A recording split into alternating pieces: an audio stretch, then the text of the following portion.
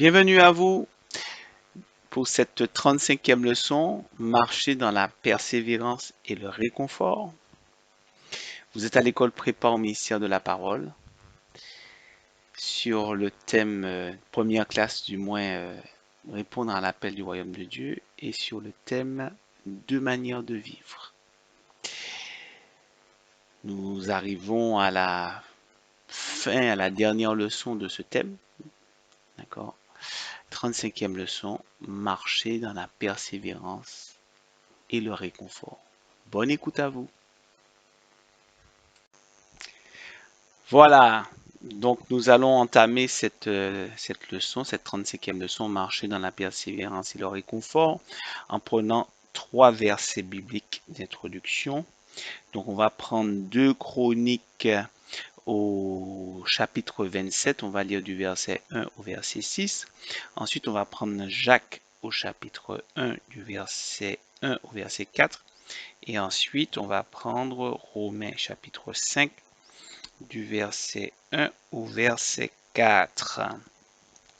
Pendant que vous prenez votre Bible, je vous rappelle que cette leçon fait suite à la 34e marcher dans l'obéissance et la fidélité, où nous avons vu que la parole de Dieu dit, d'autant plus en Samuel, l'obéissance vaut mieux que les sacrifices. Et l'écoute attentive de Dieu, à sa voix, la voix de Dieu, et que la révolte et la résistance sont aussi coupables que la divination, donc la sorcellerie. Donc nous avons vu combien la personne de Jésus-Christ est spirituellement l'obéissance. Et que Jésus a été obéissant jusqu'au bout parce qu'il est la parole de Dieu et que dans l'être de Dieu, il n'y a ni ombre ni variation.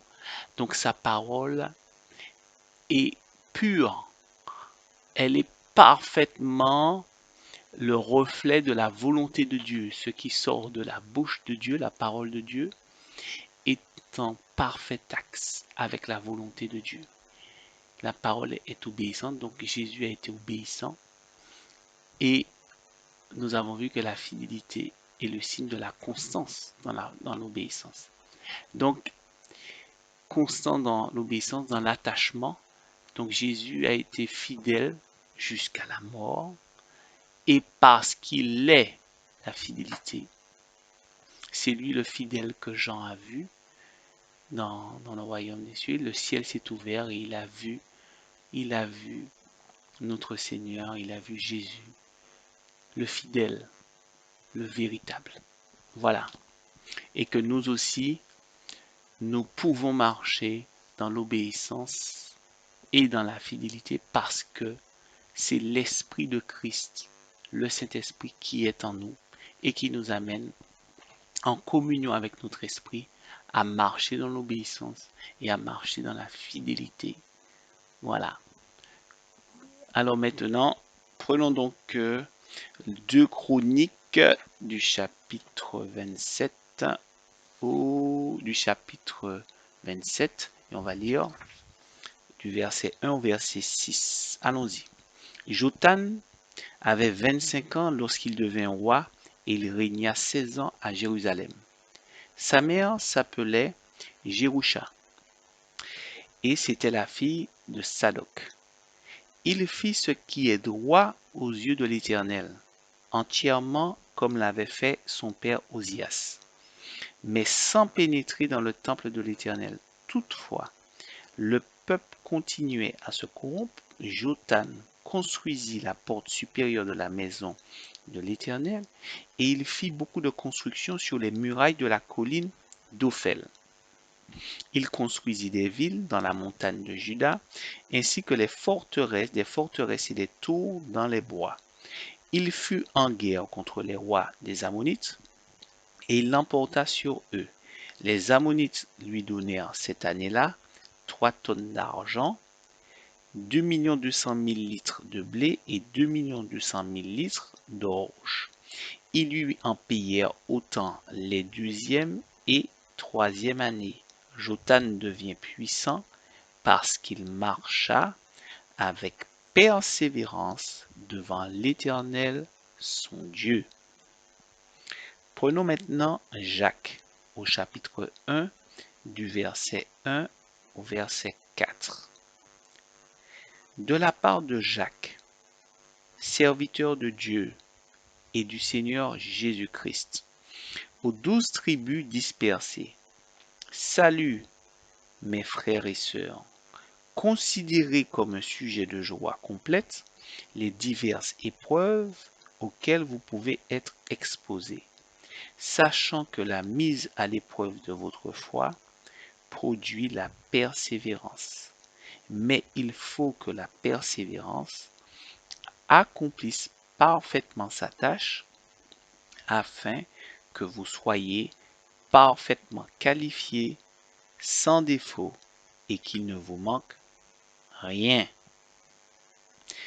Prenons maintenant Romains au chapitre 5 du verset 1 au verset 4. Romains chapitre 5 du verset 1 au verset 4. Ainsi donc, déclaré juste sur la base de la foi, nous avons la paix avec Dieu par l'intermédiaire de notre Seigneur Jésus-Christ. C'est aussi par son intermédiaire que nous avons accès par la foi à cette grâce dans laquelle nous tenons ferme et nous plaçons notre fierté dans l'espérance de prendre part à la gloire de Dieu. Bien plus, nous sommes fiers même de nos détresses, sachant que la détresse produit la persévérance, la victoire dans l'épreuve, et la victoire dans l'épreuve, l'espérance. Amen. Je vous invite à ce que nous puissions encore nous incliner, signe d'humilité, afin véritablement devant notre roi des rois, le Seigneur des seigneurs, le maître de tout, nous nous inclinons afin de pouvoir demander son assistance Saint-Esprit. Nous voulons encore nous humilier, Esprit de Dieu, Esprit du Dieu vivant, Esprit de Jésus-Christ. Nous voulons encore nous humilier pour pouvoir recevoir encore de toi, oui, notre part. Tu es fidèle. Tous les jours, le soleil se lève à l'heure qu'il faut et il se couche à l'heure qu'il faut. Tu nous donnes la provision, tu réponds à nos besoins. Et d'autant plus, tu nous donnes ta parole de vie. Alors nous voulons te demander en cet instant encore que tu prennes la place qui te revienne de droit, afin de déverser encore en nous le nécessaire pour que ta gloire puisse s'éclater. Oui, marcher dans la persévérance et le réconfort. Nous voulons connaître plus de toi. Nous voulons te connaître. Apprends-nous à te connaître. Nous te rendons grâce. Sois béni, nous t'avons prié dans le doux et précieux nom de ton Fils Jésus-Christ et pour ta seule gloire. Amen. Voilà. Selon la définition de la persévérance dans le dictionnaire, il est dit que la persévérance, c'est la qualité de quelqu'un de constant et tenace dans une action entreprise. Jotham devint puissant parce qu'il marcha avec persévérance devant l'Éternel son Dieu. Ce que nous avons lu dans 2 Chroniques 27 au chapitre 6, au verset 6. Pour faire du bien, nul ne peut atteindre le but qui s'est fixé sans persévérance. En revanche, nul n'est besoin de persévérance pour faire du mal. Non. Nous pouvons tous attester que faire du bien autour de soi nécessite un effort. Celui qui s'engage dans une noble cause mais qui n'a pas le goût de l'effort, ne tiendra que peu de temps dans son engagement. Maintenant, c'est comment acquiert-on cette qualité d'être persévérant? Et ça, c'est comment? Dans le domaine sportif, les athlètes de haut niveau sont sélectionnés, sont recrutés dès leur plus jeune âge, quand ils commencent à manifester les signes des dons qu'ils ont. Mais on sait que leur don n'est pas le seul, c'est pas uniquement ça qui t'amène à la réussite. Parce que même si tu as le don, on sait qu'il faut que tu travailles ce don. Il faut que tu ailles vers la perfection, que tu perfectionnes ce don. Et le perfectionnement de ce don nécessite, d'accord, que tu fournisses un travail, que tu fournisses un effort constant et que tu sois dans cette persévérance qui t'amène plus tard à devenir parmi ces grands sportifs et qui t'amène à la victoire. Donc, passé un certain âge, arrivé à un certain âge, il n'est plus possible d'accéder au niveau de compétition. Parce que là, même si vous avez des dons, mais là, il vous faudra beaucoup de temps pour acquérir fournir l'effort et acquérir de la persévérance pour pouvoir atteindre le niveau de perfectionnement qui est nécessaire.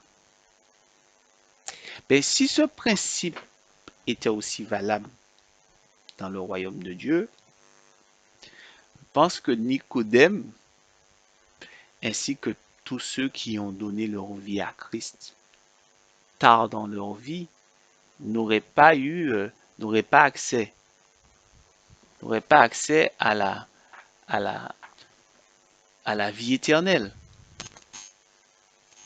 Donc nous pouvons,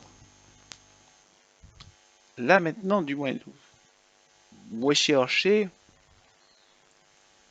exactement c'est quoi quand Dieu parle de persévérance au niveau de la Bible, de la parole qui nous parle de persévérance, mais de quoi on parle exactement? Dans Jacques 1, au verset 3, comme on l'a lu, l'apôtre précise que la mise à l'épreuve de notre foi produit la persévérance. La mise à l'épreuve de notre foi produit la persévérance. Qui est-ce qui met le chrétien à l'épreuve? Et quelle épreuve? Là, on voit qu'il s'agit de l'épreuve de la foi et que c'est Dieu lui-même qui place son enfant dans cette épreuve. C'est dans un seul but, c'est de produire la persévérance. Cela veut dire que la persévérance, qui est nécessaire dans le monde pour réussir, pour atteindre la victoire, aller jusqu'au bout, eh bien la persévérance est aussi nécessaire dans le royaume de Dieu. Mais là, il s'agit d'un curseur qui est différent que dans le monde. C'est le curseur de la foi.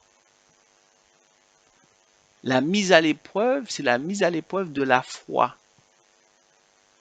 Parce que le Seigneur dit bien lui-même quand à un certain moment, il dit, il voit loin, donc il dit, quand le Fils de l'homme reviendra, trouvera-t-il de la foi? Ça veut dire qu'un sportif entretient les gestes qu'il faut pour pouvoir la pratique pour pratiquer son sport et pour pouvoir réussir. Donc le geste, la recherche du geste parfait, euh, et voilà, pour à chaque virage, si c'est celui qui fait des descentes au ski, ou bien voilà, quels que soient les différents domaines. Donc il se perfectionne. Donc la pratique, le fait de pratiquer donne de maintenir et de progresser, d'arriver à là où il faut pour atteindre pratiquement la perfection. Mais dans le royaume de Dieu, là, il s'agit de maintenir la foi. La, la mise, c'est comment on voit qu'on a encore la foi, c'est quand on est mis à l'épreuve, ça suscite, ça excite la foi. Et si la foi s'est un peu endormie, bon, ben, hop, on est réexcité à nouveau dans une épreuve pour remettre la foi au goût du jour et, euh, et qu'elle soit toujours au top niveau. Parce que le but, c'est que un chrétien doit toujours, le minimum qu'il doit avoir, c'est quand il voit une montagne de difficultés devant lui, quelle que soit la hauteur, de dire, ôte-toi de là et va te jeter dans la mer. Donc ça, c'est à minima. Donc, c'est son exercice de tous les jours.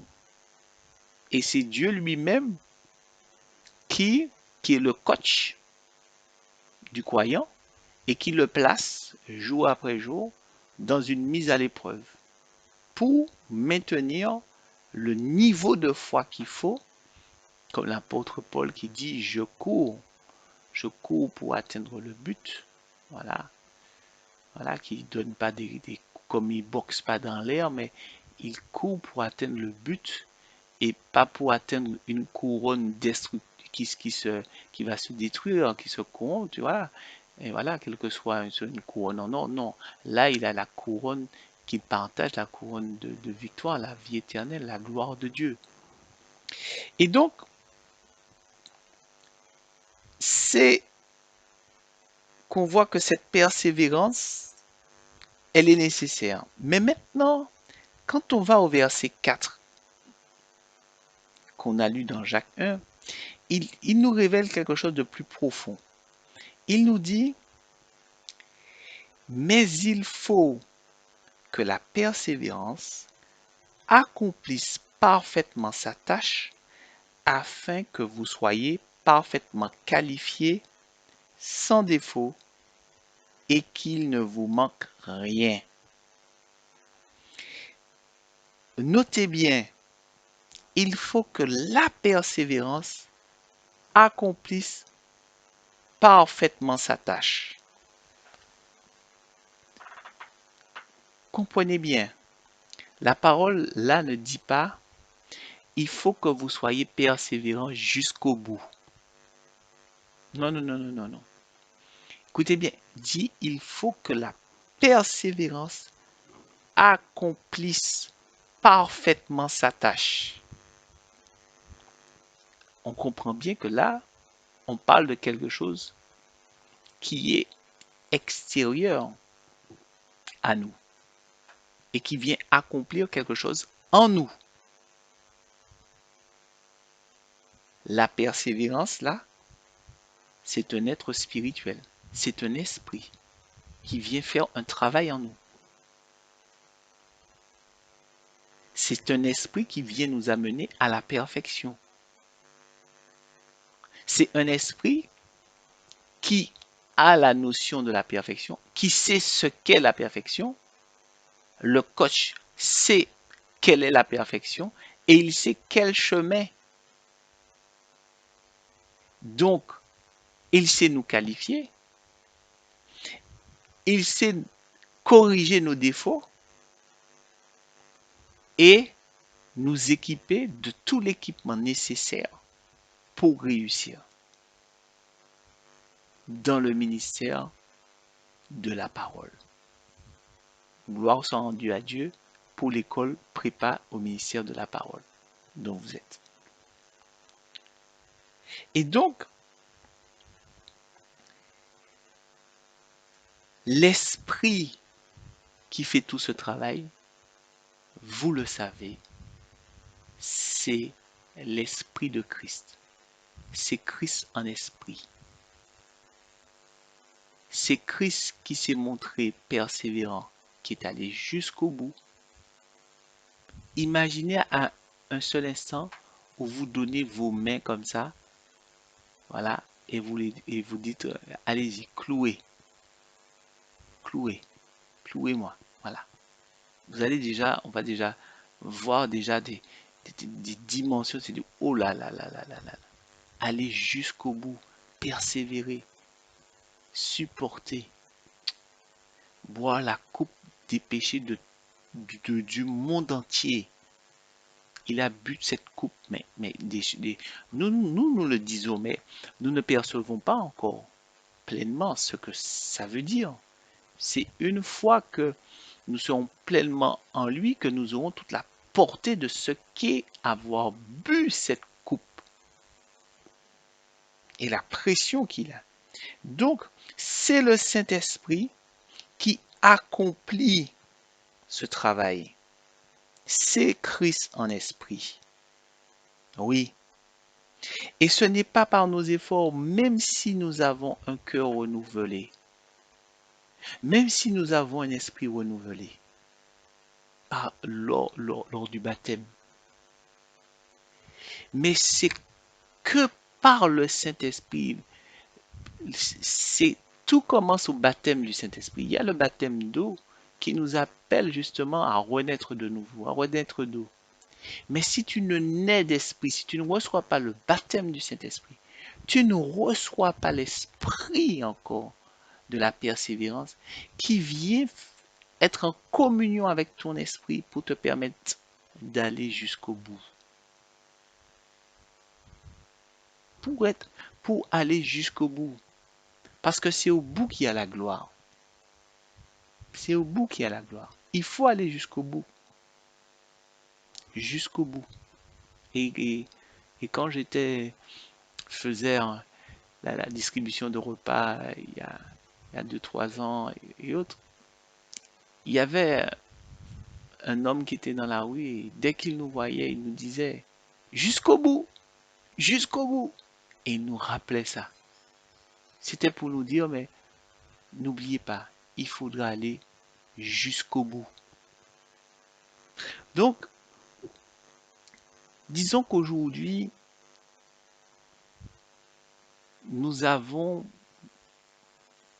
beaucoup je ne veux pas dire beaucoup, mais nous avons quelques exemples autour de nous de ceux qui n'ont pas été jusqu'au bout. Et Dieu veut nous enseigner encore en ce jour qu'est-ce qui a manqué. Qu'est-ce qui a manqué? Parce que c'est le Saint-Esprit, c'est la puissance du Saint-Esprit qui agit en communion avec nous, qui nous permet d'aller jusqu'au bout, puisque Dieu a mis l'épreuve, a mis les mises à l'épreuve pour notre foi, pour garder la foi. Et non seulement pour garder la foi, mais pour grandir dans la foi. Puisque les circonstances, les temps changent, et plus les choses avancent, plus nous avons besoin de foi, plus nous avons besoin que notre foi grandisse pour pouvoir être là où il faut et faire ce qu'il faut faire pour la gloire de Dieu. Donc, c'est la puissance du Saint-Esprit qui est l'esprit de persévérance, qui rend le faible fort et qui rend le pauvre riche. Oui, seul le Saint-Esprit qui est l'esprit de la persévérance peut nous rendre parfaits comme le Père est parfait. La signification du nom hébreu de Jotam qu'on a lu dans 2 Chroniques. Jotam veut dire l'Éternel est parfait. Jehovah is perfect. Lisons Romains 5, 1, 4, parce que nous allons, mais nous l'avons déjà lu, mais prenons encore cette phrase qui dit bien plus. Alors, même un petit peu en amont, tenons ferme et plaçons notre fierté dans l'espérance de prendre part à la gloire de Dieu. Bien plus, nous sommes fiers même de nos détresses, sachant que la détresse produit la persévérance. La persévérance, la victoire dans l'épreuve, et la victoire dans l'épreuve, l'espérance. Jotam a eu la victoire sur les Ammonites. Vous êtes d'accord avec moi? C'est ce que la parole de Dieu dit. Et Jotam veut dire l'Éternel est parfait. Dans la victoire qu'il a eue, les Ammonites lui ont donné 2 200 000 litres de blé et d'orge. Suivez-moi. Écoutez bien. David a gagné 22 000 Syriens. Et ça, vous pouvez le lire dans 2 Samuel au chapitre 8 au verset 5. Salomon a tué 22 000 bœufs avant que la gloire de Dieu ne descende dans le temple. Voilà.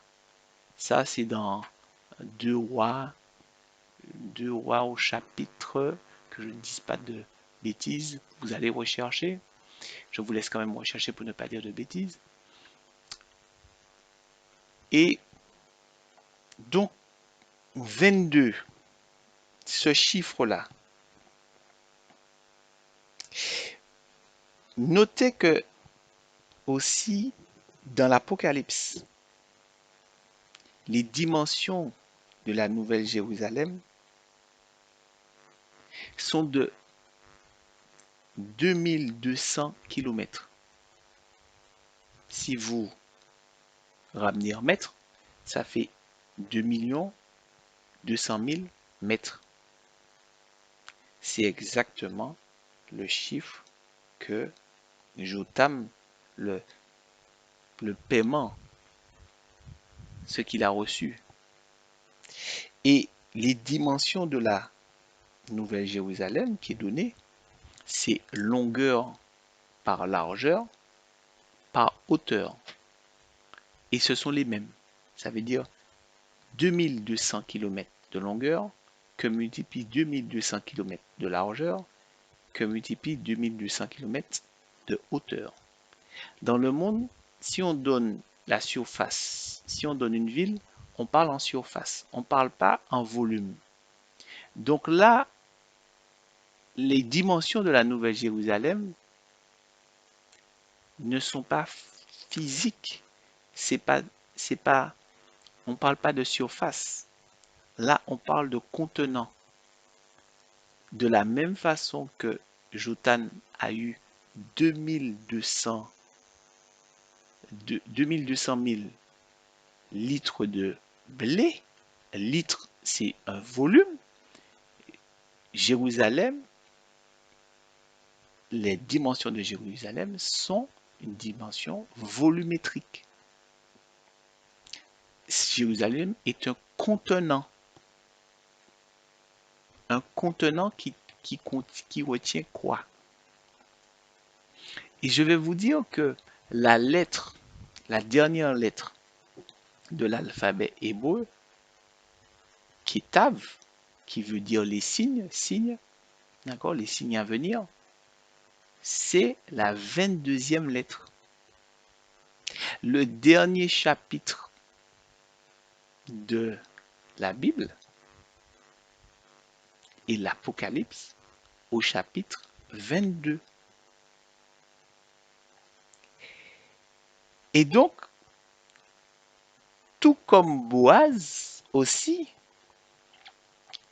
dans l'histoire de Ruth, où Ruth, qui était la belle-fille de Naomi, qui Naomi était une hébreu, mais Ruth n'était pas donc en soi elle a été une hébreu par alliance, mais sa, son, son, sa- son peuple d'origine n'était pas un peuple hébreu. Et Ruth a suivi Naomi, puisqu'il y a eu la mort de son mari et son beau-père, tous ces autres. Et voilà. Et donc, Naomi a décidé de rentrer au pays. Et Naomi, Ruth, donc et Naomi était pauvre, était sans ressources. Mais par contre, quand elle est arrivée, Ruth, elle est allée glaner des champs. Glaner, ça veut dire une fois que la moisson a été récupérée, tous ces autres. Donc, dans la loi de Dieu, Dieu donnait à son peuple de laisser une part au sol, de ne pas tout ramasser, de laisser une part qui était réservée aux pauvres qui qui pouvaient venir et ramasser, à glaner. Voilà. Et Boaz, non seulement a demandé à ses serviteurs de la laisser glaner, mais en plus, euh, euh, ils ont dit il a dit de laisser un peu plus en somme pour elle. Et la parole dit dans Ruth au chapitre 2, au verset 27, que Ruth a ramassé jusque, jusque tard dans la nuit. Et elle a ramené 22 litres d'orge. Et tout ça, c'était prophétique. C'est la moisson. La moisson, la moisson du rachat sera tenue dans un volume parfait, dans le volume de la perfection de Dieu, qui est dans ce chiffre de 22. Voilà, qui est dans ce chiffre de 22. Oui, Jotan, qui veut dire l'Éternel est parfait. Dieu fait tout à la perfection. Et pour atteindre cette perfection, il y a la persévérance. Oui, il y a la persévérance. Lisons Romains 15, 1, 7 pour voir à quoi est liée aussi la persévérance. Nous qui sommes forts, nous avons le devoir de supporter les faiblesses de ceux qui ne le sont pas et de ne pas rechercher ce qui nous plaît. Que chacun de nous cherche à plaire à son prochain pour son bien, en vue de le faire grandir dans la foi. En effet, Christ n'a pas recherché ce qui lui plaisait, mais, comme il est écrit, les injures de ceux qui t'insultent sont tombées sur moi. Or, tout ce qui a été écrit d'avance l'a été pour notre instruction, afin que par la persévérance et par le réconfort que donnent les Écritures, nous possédions l'espérance. Que le Dieu de la persévérance et du réconfort vous donne de vivre en plein accord les uns avec les autres, comme le veut Jésus-Christ, afin que tous ensemble, d'une seule voix, vous rendiez gloire au Dieu et Père de notre Seigneur Jésus-Christ. Oui, le Dieu de la persévérance et du réconfort. Tout ce qui a été écrit d'avance l'a été pour notre instruction, afin que par la persévérance et par le réconfort que donnent les Écritures. Les Écritures, c'est la parole. L'Esprit de Dieu est aussi, on a dit le Saint-Esprit, et l'Esprit de la persévérance. Mais on parle toujours en dualité, ça veut dire ensemble. Quand le Seigneur envoyait ses disciples, il les envoyait par deux. Voilà. Et donc, quand Dieu, il envoie un esprit aussi, une particularité dont tu as besoin, ça va aussi par pair. Ça veut dire que tu reçois. l'esprit de la persévérance, mais tu reçois aussi l'esprit du réconfort. Pourquoi? Parce que les deux sont liés.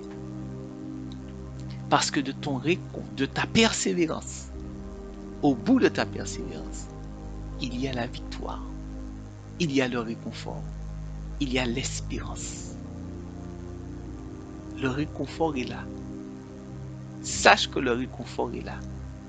Et parce que tu as reçu l'esprit de la persévérance et que tu as reçu l'esprit du réconfort, tu es là pour réconforter les autres. Oui, par ta persévérance, parce que toi, tu laisses l'esprit de persévérance faire corps avec ton esprit. Là, tu apportes le réconfort aux autres par ta persévérance. Tu invites les autres à persévérer par ton témoignage que toi, tu persévères et que tu vas jusqu'au bout et que tu offres aux autres du réconfort. C'est vraiment la gloire de Dieu. Oui. De ce chiffre 22, il y a la perfection. Et de cette perfection découle en amont de la persévérance que nous avons, de l'esprit de persévérance et de l'esprit du réconfort que nous recevons. Oui, par la foi, nous sommes du contenant de 2200 km, on va dire 2 200 000 mètres, que multiplie longueur multipliée par largeur multipliée par hauteur donne le volume. Et donc, ça fait un volume, c'est un volume de blé et d'orge. Ce volume de blé et d'orge, vous avez compris que la moisson que Dieu dit, il dit au moment de la moisson qu'il va séparer le blé de l'herbe, de la mauvaise herbe. Donc, les 2200 et quelques, c'est du blé. Le blé, c'est nous, c'est notre récolte, c'est ça, voilà. Donc, nous sommes dans ce contenant, dans la nouvelle Jérusalem. C'est notre place. C'est là que nous sommes. Voilà. Et tout est compté. Et c'est un volume parfait. Tout est compté. Et gloire soit rendue à Dieu. Et nous allons lire un dernier passage pour montrer encore, pour nous encourager. Béni soit Dieu, le Père de notre Seigneur Jésus-Christ, le Père plein de compassion et le Dieu de tout réconfort. Il nous réconforte dans toutes nos détresses afin que nous puissions réconforter ceux qui se trouvent dans la détresse grâce à l'encouragement que nous recevons nous-mêmes de la part de Dieu. En effet, de même que les souffrances de Christ abondent pour nous, de même aussi c'est par Christ que notre réconfort abonde. Si nous sommes dans la détresse, c'est pour votre réconfort et pour votre salut. Si nous sommes encouragés, c'est pour votre encouragement, pour vous permettre de supporter les mêmes souffrances que celles que nous endurons. Et notre espérance à votre sujet est ferme parce que nous savons que si vous avez part aux souffrances, vous avez part aussi au réconfort. Que celui qui écoute en cet instant et qui est peut-être dans des détresses, qui est peut-être dans des épreuves, qu'il reçoive encore du réconfort de Dieu, de la part de Dieu. Que par le Saint-Esprit vienne l'encourager, qui vienne le réconforter, qu'au bout, il y a la victoire. Au bout, il y a la victoire. Persévère. Marche marche avec l'esprit de la persévérance et l'esprit du réconfort. Soyez bénis. Voilà. Marchons dans la persévérance et dans le réconfort. Parce que notre Dieu, c'est un Dieu de persévérance et le Dieu de tout réconfort. La victoire est au bout parce que la victoire est déjà acquise. Notre place est déjà réservée dans la Nouvelle Jérusalem. Voilà, je vous invite à ce que nous puissions prier parce que d'autant plus que nous clôturons ce thème d'une manière de vivre sur la marche, comment marcher. Nous avons vu de nombreux thèmes qui étaient très importants. Donc prenons encore ce bénéfice de pouvoir prier pour tout ce que nous avons reçu afin que nous puissions rentrer par la foi et que nous puissions garder ce niveau de foi qui est nécessaire pour aller jusqu'au bout. Inclinez encore la tête et prions. Dieu d'amour, Dieu de victoire, Dieu de gloire, oui, Dieu de persévérance et Dieu de réconfort. Nous voulons te remercier pour la mise à l'épreuve dans laquelle tu nous places. Parce que tu veux nous garder. Oui, parce que notre place est réservée. C'est ton cœur. C'est le volume de ton cœur. Parce que ton cœur est parfait. Et nous avons cette place que notre Seigneur Jésus nous a dit qu'il s'en allait vers toi pour nous réserver. Parce qu'il y a de nombreuses places. Oui. Et cela, tu l'as montré à l'apôtre Jean.